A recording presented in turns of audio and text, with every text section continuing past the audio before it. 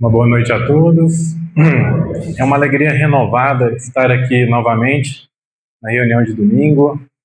Mais uma vez aqui, uma oportunidade de estudar o Evangelho, de aprender um pouco mais e desfrutar com vocês este momento de comunhão de ideal e comunhão de energias.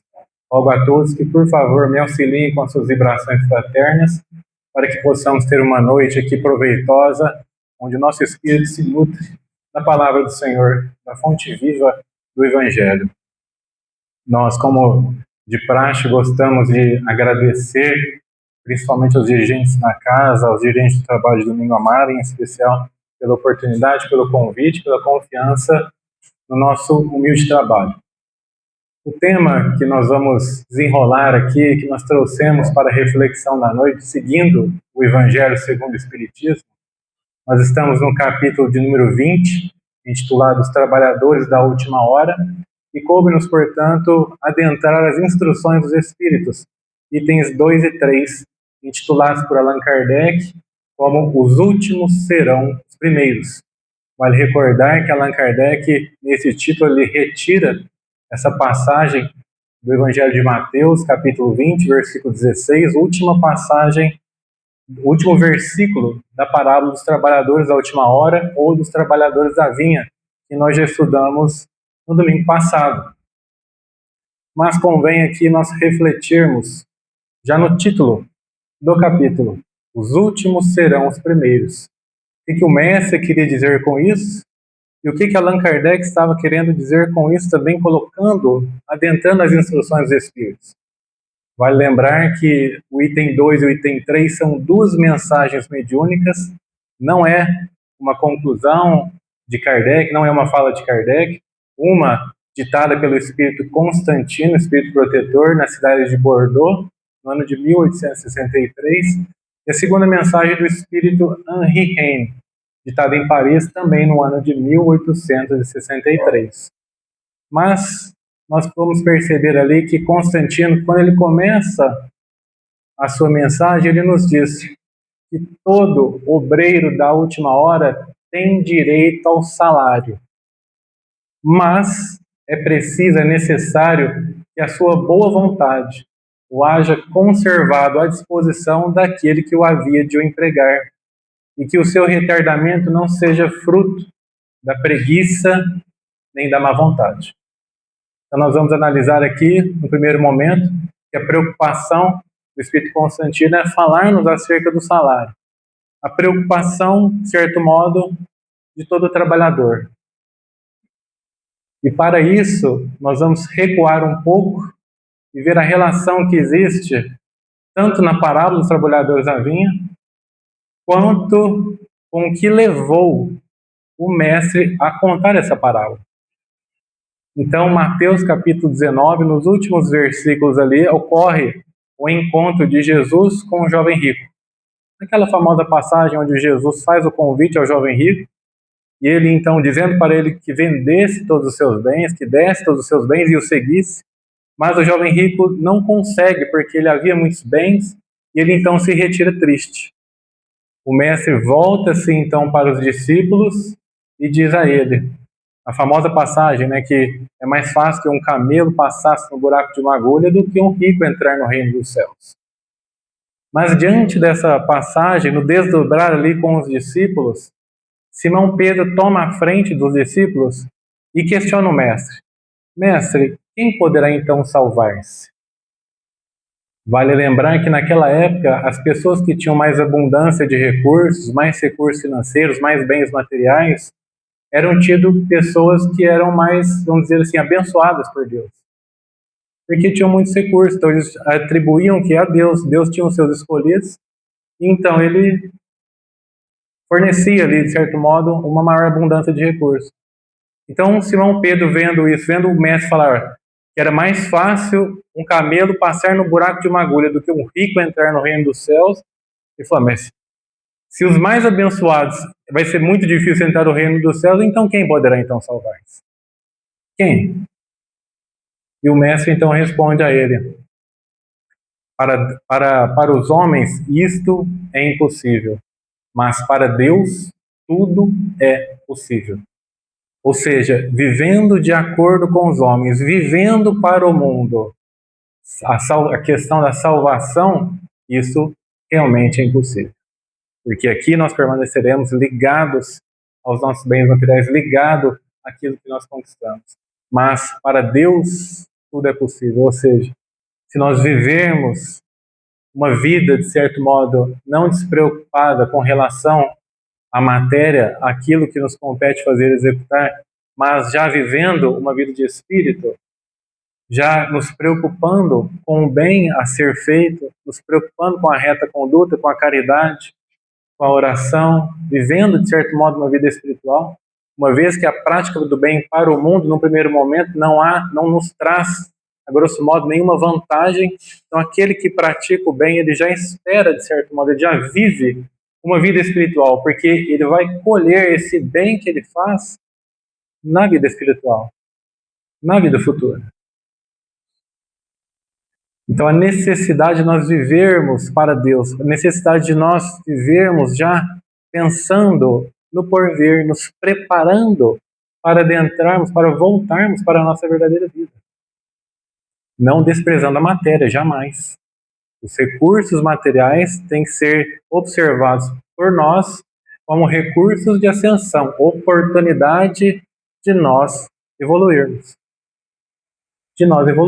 Mas Simão Pedro, no primeiro momento, ele não compreende a profundidade da fala do Mestre e então questiona Jesus novamente, dizendo: nós largamos tudo para te seguir. O que haverá então para nós? Então Simão Pedro já demonstra uma preocupação com o pagamento, com o que ele ia ganhar seguindo o Mestre. O que haverá para nós? O Mestre então responde a ele: todo aquele que houver deixado pai, mãe, filho, filha, seus bens, suas terras, receberá o cêntuplo e possuirá a vida eterna. E ele complementa: mas muitos dos últimos serão os primeiros, e muitos dos primeiros serão os últimos. E então ele conta a parábola dos trabalhadores da vinha. Ou seja, preocupação de Simão Pedro com o que ele iria receber, qual a sua recompensa, qual o seu salário. Então o Mestre diz: muitos dos primeiros serão os últimos, e muitos dos últimos serão os primeiros. E conta a parábola. A parábola, nós sabemos, o Mestre então volta para os discípulos e diz que o reino dos céus era semelhante a um pai de família, que havia saído de madrugada para assalariar trabalhadores para a sua vinha. Tendo convencionado com os primeiros ali, ele então entra num acordo e combina com eles que pagaria eles 1 denário pelo seu dia de trabalho e manda-os para a sua vinha. Mas aí o pai de família ele sai novamente na 3ª hora do dia, vendo que muitos ainda se conservavam inertes ali na praça sem nada a fazer, combinam com eles o pagamento do que fosse razoável e manda-os para a sua vinha. O Mestre sai novamente na hora 6ª e na hora 9ª do dia faz o mesmo. Mas faltando 1 hora para terminar o dia de trabalho, o pai de família sai novamente e então ele vê alguns que ainda se conservavam inativos. Questiona-os o porquê deles estarem naquela situação, sem trabalho, pelo qual eles respondem, dizendo que ninguém os havia empregado. Então ele chama-os e manda-os para a sua vinha. Ao fim do dia, ele chama o administrador dos seus negócios e pede para que pagasse todos os trabalhadores, começando dos últimos e indo até os primeiros. Diante dos últimos que ocorreram ao chamado, aqueles que trabalharam somente 1 hora no dia, eles então receberam 1 denário pelo seu dia de trabalho. Aqueles que trabalharam desde a 1ª hora do dia, na sua vez, vendo aquilo, na verdade, eles julgaram que receberiam mais, uma vez que aqueles que trabalharam somente 1 hora receberam 1 denário.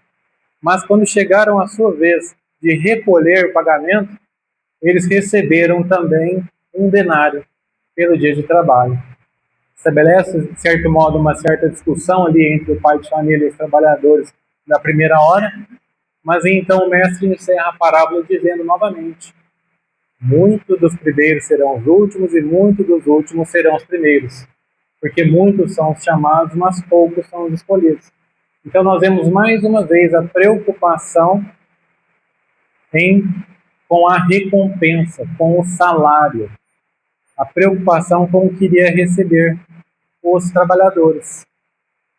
Nós sabemos então que a aparente injustiça que nós vemos na parábola, que nos traz, que numa leitura, de certo modo, num sentido literal, nós vemos ali uma certa injustiça, mas nós vemos que a questão maior, a questão chave dos últimos recolherem o mesmo tanto daqueles que trabalharam o dia todo, é justamente com relação à qualidade do trabalho.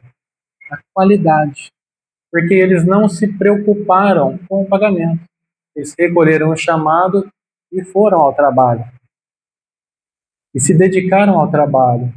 Não há caso, Constantino diz, mas é necessário que o obreiro da última hora tenha conservado à disposição daquele que o havia de empregar a boa vontade. A boa vontade.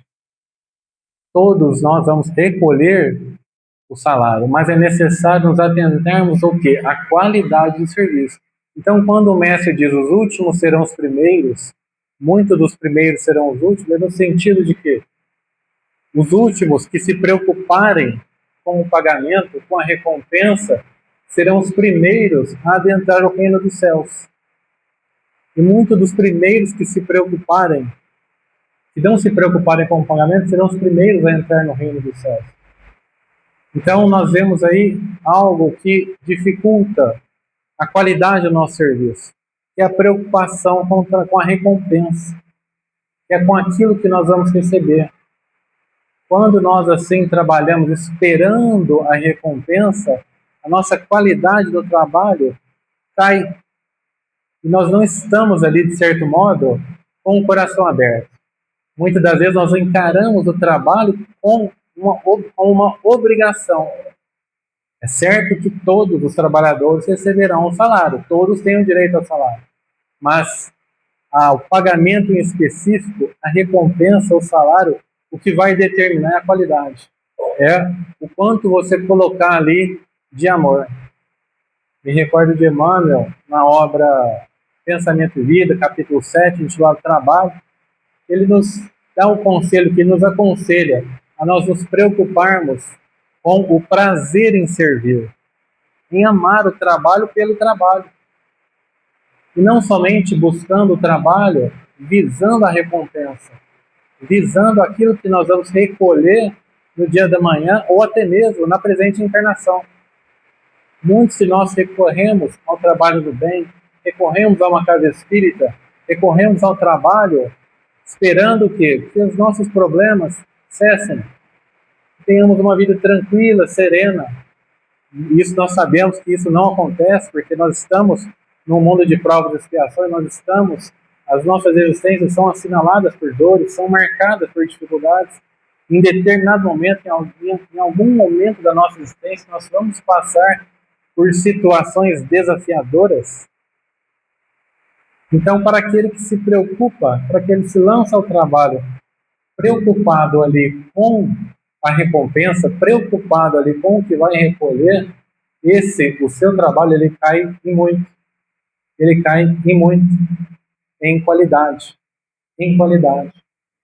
Emmanuel também nos fala, nessa mensagem, intitulada Trabalho, que existe o trabalho e serviço e o trabalho-ação. O trabalho-ação é aquele que modifica o ambiente, ou seja, eu posso ir na casa espírita, no centro espírita, fazer palestra, ajudar na sopa, reunião mediúnica, muito trabalho, modifica o ambiente.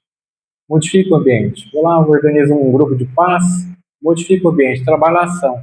Mas sim o trabalho-serviço. O trabalho-serviço é aquele que modifica o quê? O homem.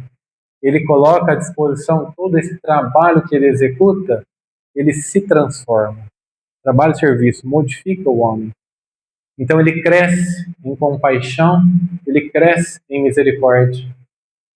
Ele dilata o seu amor, vendo muitas das vezes o sofrimento de seu semelhante, ajudando aqueles que realmente passam por grandes dificuldades, que muitas das vezes nós vemos ao analisar as nossas vidas que nós não temos dificuldade, nós não passamos, comparado com os demais, comparado com esses. Então ele cresce junto com o trabalho, ele se preocupa com os demais, ele se preocupa tanto com os encarnados, tanto quanto com os desencarnados. Aí nós espíritos, nós temos um grande trabalho a ser executado, nós temos um grande campo que se abre para nós, tanto para encarnados quanto para desencarnados, que nós sabemos que necessitam, tanto quanto nós, de auxílio. Então, a qualidade do trabalho é o que vai determinar a preocupação. Os primeiros que se preocuparem com a recompensa serão os últimos a entrar no reino dos céus. Então, Constantino ele vem e nos fala a mesma coisa, que todo trabalhador, todo obreiro tem direito ao salário. Mas é preciso que a boa vontade o haja conservado à disposição daquele que o havia de empregar, e que o seu retardamento não seja fruto da preguiça e da má vontade. Muitas das vezes nós temos o pensamento, deixa para mais tarde, estou muito novo ainda, ou eu não tenho recursos suficientes para poder auxiliar e contribuir, ou chegamos até a pensar, eu não tenho uma mediunidade ostensiva para poder auxiliar, para poder fazer um trabalho, para desenvolver o trabalho. Não precisa. Não precisa. Um dos erros que nós cometemos é achar que o trabalho está somente na casa espírita. Que o trabalho está somente no trabalho de assistência social. Muito pelo contrário. Onde nós nos encontramos, nós estamos na vinha do Cristo. Onde nós nos encontramos. Seja em casa, seja no nosso trabalho, seja do caminho de casa para o trabalho, seja no supermercado, seja na academia, seja onde for. Nós nos encontramos na vinha do Cristo. Nós temos uma tarefa estabelecida de contribuir para que se estabeleça um padrão de vida mais elevado. Através das virtudes que nós temos como demonstrar. Demonstrando uma paciência, uma compaixão, uma humildade. Exercitando o amor que há dentro de cada um de nós. Então nós temos esse serviço a ser executado. Nós temos condições, nós temos um patrimônio de conhecimento muito acima dos demais, muito acima das demais religiões. Todos nós temos condições.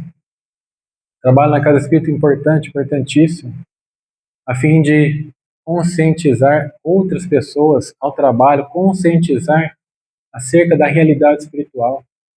Muitos de nós precisamos do quê? De um estímulo que vem muitas das vezes da casa espírita, do trabalhador espírita, que desperta muitas das vezes naquele que está adormecido a chama do bem, que vendo todo aquele trabalho ele então desperta e corre ao trabalho com boa vontade, e que então o fruto do seu retardamento não foi preguiça e não foi má vontade, mas ele precisava de um estímulo. Precisava do quê? De um estímulo. Aí entra o nosso trabalho na casa espírita. Seja na palestra, seja dando passe, seja dirigindo o trabalho, seja o que for. Aí entra o nosso trabalho, a importância do nosso trabalho. Fazer com que despertem aquele estalão. A pessoa percebe, então, a realidade espiritual, percebe a necessidade da prática do bem. E, então, todo aquele bem acumulado de outras existências, de outras encarnações, a soma do seu espírito. E nós vamos analisar que, muitas das vezes, aqueles que menos conhecimento têm, que as pessoas mais simples, mais humildes, são as que mais se dedicam, as que mais se doam, as que mais evoluem. E não muito aqueles que desempenham, que estão à frente de determinados trabalhos.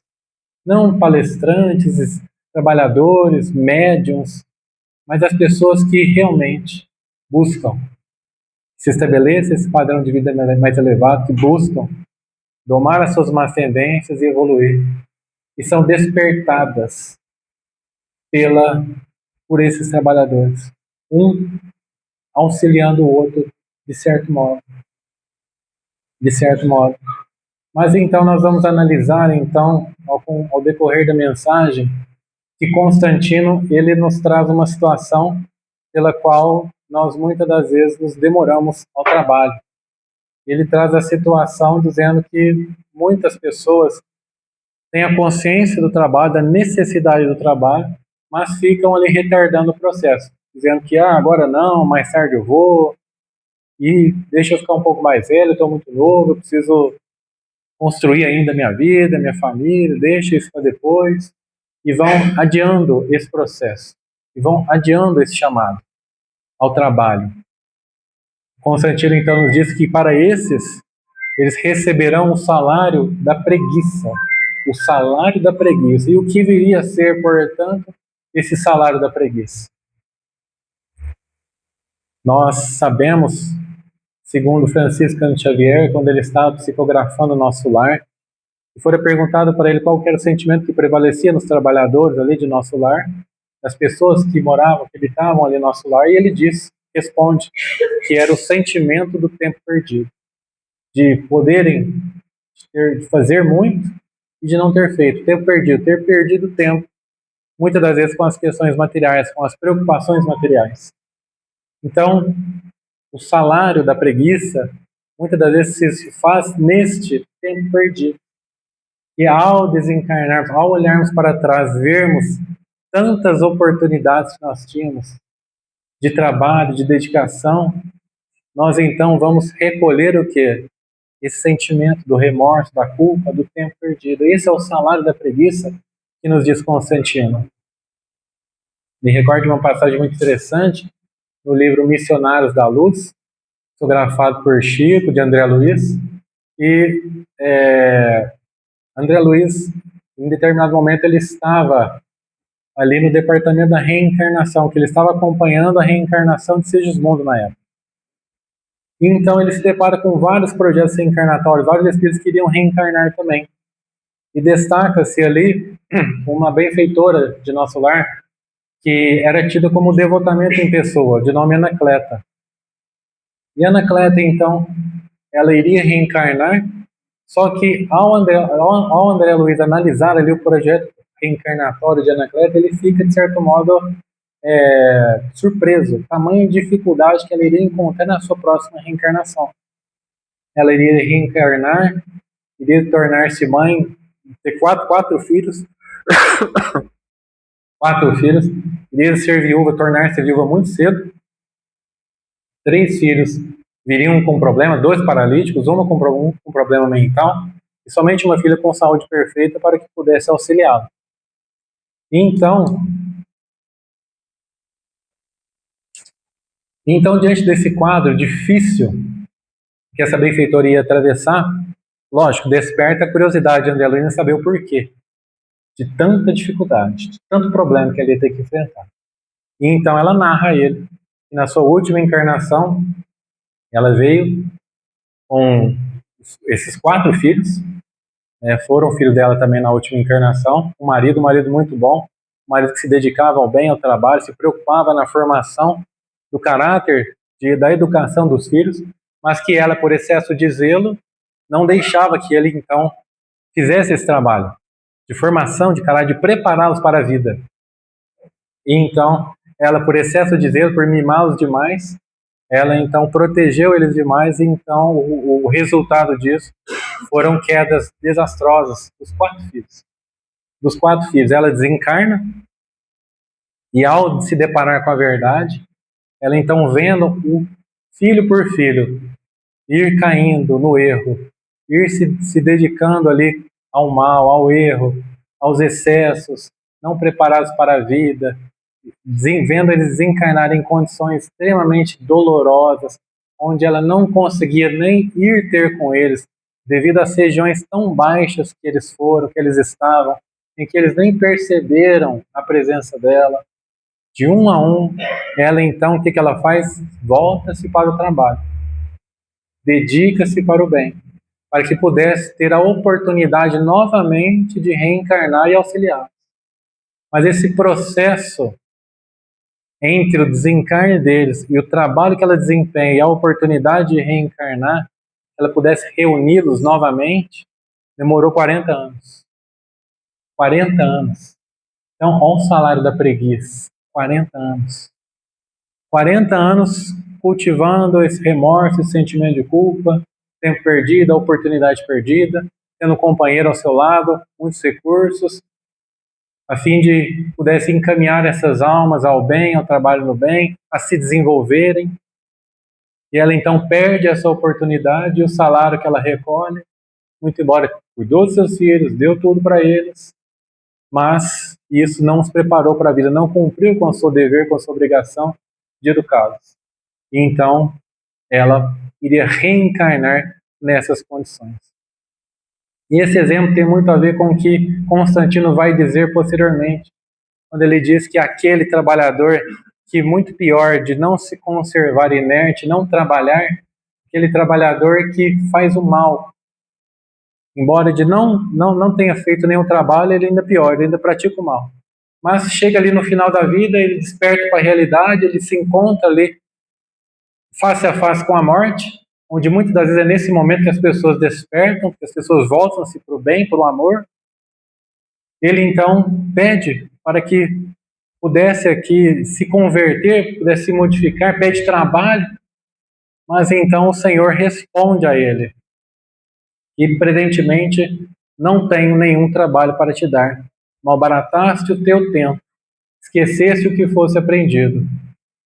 Volta, recomeça o seu aprendizado, e quando te achares mais bem disposto, então vem ter comigo, que então te confiarei meu vasto campo. É o que acontece com a Anacleto.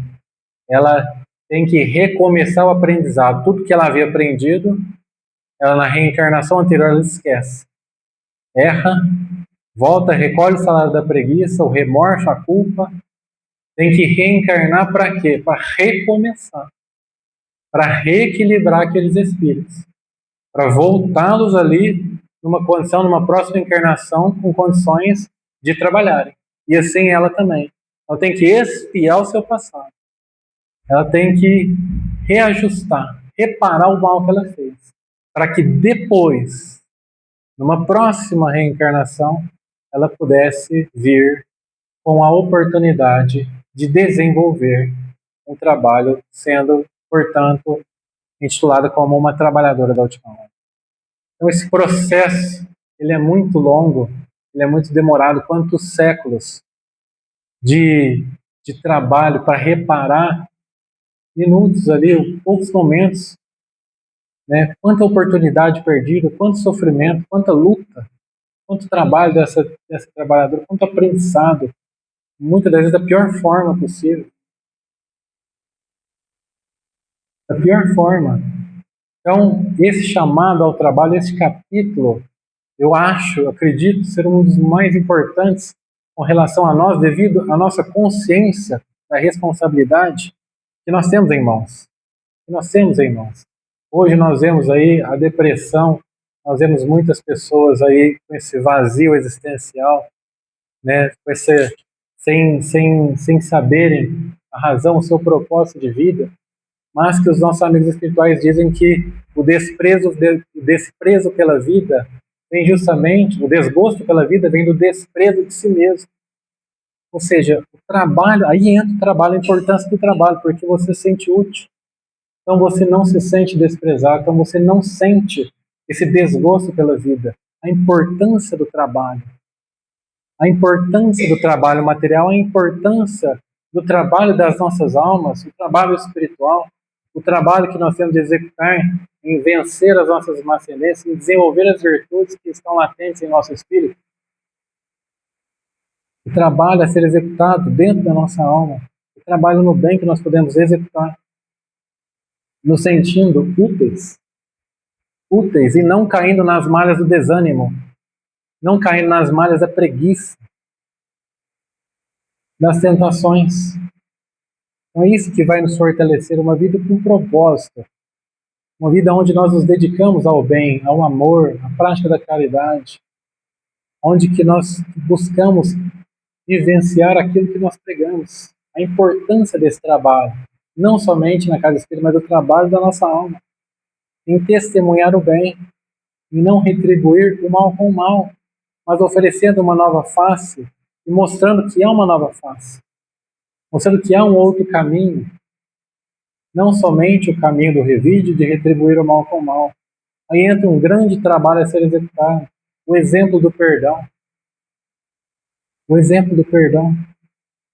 Isso marca o espírito, por mais que a pessoa não perceba ali na hora, mas ela nunca vai esquecer daquilo. Onde teve toda a oportunidade de retribuir, não retribuiu e perdoou. Olha quanto trabalho que nós temos, a oportunidade de desempenhar. A oportunidade de desempenhar. Me recordo de uma outra passagem muito interessante, do livro Os Mensageiros. O livro Os Mensageiros é um livro ditado por André Luiz, psicografia do Chico. É um livro onde muitos trabalhadores ali, no plano espiritual, relatam ali os seus erros, os seus equívocos, estão muito tristes ali por perderem uma oportunidade de trabalho, mas em determinado momento, quando André Luiz ele decide vir à crosta planetária auxiliar um grupo de encarnados, de reencarnados nos seus trabalhos, no caminho eles param vamos dizer assim, numa casa ali de socorro, de pronto-socorro, ali bem próximo à crosta planetária. E ali eles percebem ali os trabalhos que acontecem de socorro, de auxílio a essas almas sofredoras, nessas regiões mais inferiores, mas em determinado momento, e mais especificamente no capítulo 28 do livro, intitulado Vida Social, André Luiz nos revela que até mesmo no plano espiritual existe vida social. Em determinado momento eles recebem uma visita de um outro pronto-socorro, muito próximo ali ao que eles estavam, de uma família, de um casal e suas duas filhas, que viriam ali visitar os trabalhadores daquele pronto-socorro. Ismália, enfim, os trabalhadores daquele campo onde estava André Luiz. E quando eles chegaram, foram apresentados ali André Luiz, e a Vicente, que eram aqueles que estavam ali de fato para aprender. Vale recordar que os dois, na sua última reencarnação, eram médicos. E então foram apresentados a eles, esse casal, e fora dito a eles, segundo Aniceto, que aqueles trabalhadores, eles desempenhavam um trabalho em determinado pronto-socorro de auxílio aos irmãos encarnados. De auxílio aos irmãos encarnados. Então, eles questionam, na hora que eles chegam, na hora que o casal chega, junto com as filhas, perguntam, e aí, irmão Bacelar? Ele chamava Bacelar. E aí, irmão Bacelar, como vão os trabalhos? E ele então responde, bem, vão sempre bem. Mas é necessário frisar que nós não devemos depositar todas as nossas atenções nos encarnados. Nós não devemos depositar todas as nossas atenções nos encarnados. Temos que aprender a auxiliar e a seguir adiante e a passar. Porque a evolução nossa ela é muito lenta. E muitas das vezes nós temos o quê? Essa dificuldade em até mesmo reconhecer quando nós necessitamos de auxílio de fato. Quando nós necessitamos de auxílio. Então ele diz que é necessário o quê? Que é necessário aprender a auxiliar e seguir adiante. Ele faz uma analogia muito interessante com André Luiz e Vicente, que eram médicos. Ele então diz que quando eles eram encarnados, médicos, exerciam a medicina, muitos daqueles que necessitavam de auxílio iam ao encontro deles. E eles então curavam aquelas pessoas. Mas eles, espíritos, tinham que auxiliar até mesmo as pessoas que não queriam ser ajudadas. Olha o tamanho da dificuldade do trabalho a ser executado, olha a complexidade. Eles tinham que auxiliar os encarnados, onde a maioria deles não queria ser auxiliado, não achava que precisava ser curado. Olha o tamanho da dificuldade do auxílio. Mas então André Luiz se lembra da doutrina espírita, se lembra do espiritismo e pergunta a ele, mas com certeza você deve ter muitos colaboradores, se referindo de fato ao espiritismo, à doutrina espírita. E ele então, para surpresa de André Luiz, o irmão Bacelar responde a ele, nem sempre, meu amigo, nem sempre. Muitos saem daqui do plano espiritual com muitos compromissos, mas ao chegarem, ao reencarnarem, passam a vida mais preocupados com o descanso do que propriamente pelo trabalho, fogem ao estalão comum do trabalho no bem. Não vivem mais preocupados com o quê? Com o descanso, do que propriamente com o trabalho. Raros amam o trabalho pelo trabalho e vivem muitas das vezes preocupados com as recompensas imediatas. Ficam preocupados com o que vão recolher daquilo que estão fazendo. Muitas das vezes os elogios, muitas das vezes o reconhecimento dos demais, a recompensa imediata. E esquecem da importância do trabalho, esquecem do intuito, da verdadeira oportunidade que estão em suas mãos.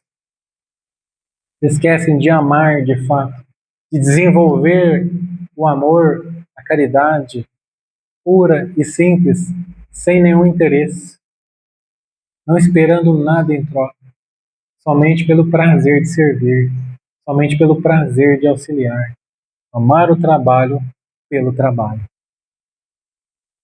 Henri Heine, na sua mensagem no item de número 3, ele define ali os primeiros trabalhadores como os primeiros profetas, Moisés, e diz que os últimos trabalhadores são, de fato, os espíritas, ou melhor, os bons espíritas. E diz também que esses bons espíritas, a recompensa que eles receberão será maior do que o dos trabalhadores da primeira hora. Por quê? Porque nós temos tudo mastigado, nós temos tudo pronto, tudo aquilo que eles devassaram em outros tempos, nós temos ao nosso dispor. Então nós temos muito mais recursos de fazer o bem, de avançar do que eles tiveram outrora. Mas que, sem dúvida, eles, os primeiros trabalhadores, retornarão e serão os últimos, e então poderão recolher aquilo que fizeram, aquilo que deixaram a sua contribuição, e então terminar a sua obra. E então poderão avançar, então poderão evoluir mais e mais. Aí nós vemos a beleza e a misericórdia de Deus, que nos permite assim, então, retomar os nossos trabalhos que nós deixamos outrora, e então progredirmos, evoluirmos cada vez mais na busca pela paz, pela felicidade que nós tanto almejamos em nossas vidas. Que Jesus abençoe a todos, muita paz e muita luz.